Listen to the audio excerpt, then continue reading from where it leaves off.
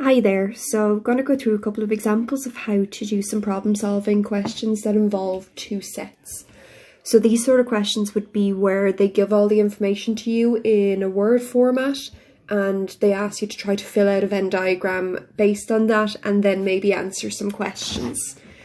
So for example, let's say here that we have, so they've told us in one question here that so there are 32 girls in total. So that's important to remember, that's going to be our universal set. There are 16 girls that play hockey, so let's call that set H. And there are 12 girls that play tennis, so let's call that set T.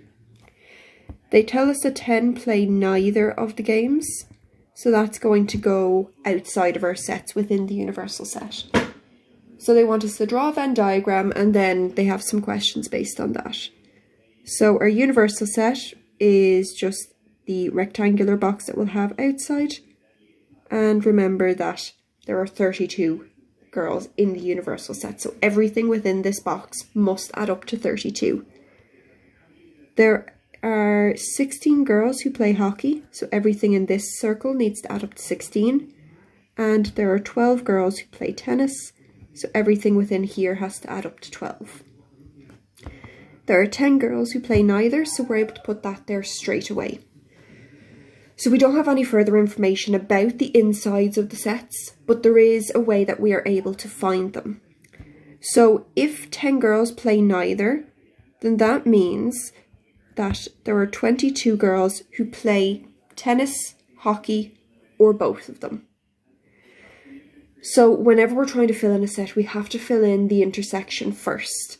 So the way that we would find the intersection, so if we take all the girls who play hockey and all the girls who play tennis, that will give us 28 girls in total. But we've seen from here that the two sets need to add up to 22. So we have too many people here. And the reason why we have too many people is when we add 16, so that will be here and here. And when we add the 12, so that would be here and here, what you should see is that we've actually counted the intersection twice. So that intersection will be the amount that we've gone over the total number that we should have.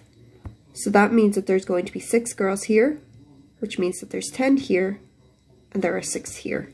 So if you were to add up 10, 6, 6, and 10, that will bring you to the total of 32 that there should be in there.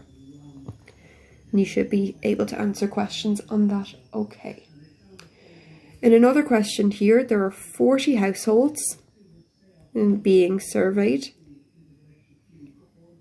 So that is going to be our universal set. 22 of them have a dog. So that will be set D. And 16 of them have a cat, so that would be set C.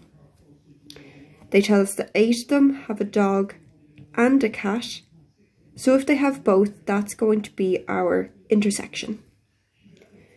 So let's take this information and build our Venn diagram from that. So our universal set, everything in here needs to add up to 40. We have set D, which is 22. We have set C, which is 16, and we know that 8 people have both a cat and a dog.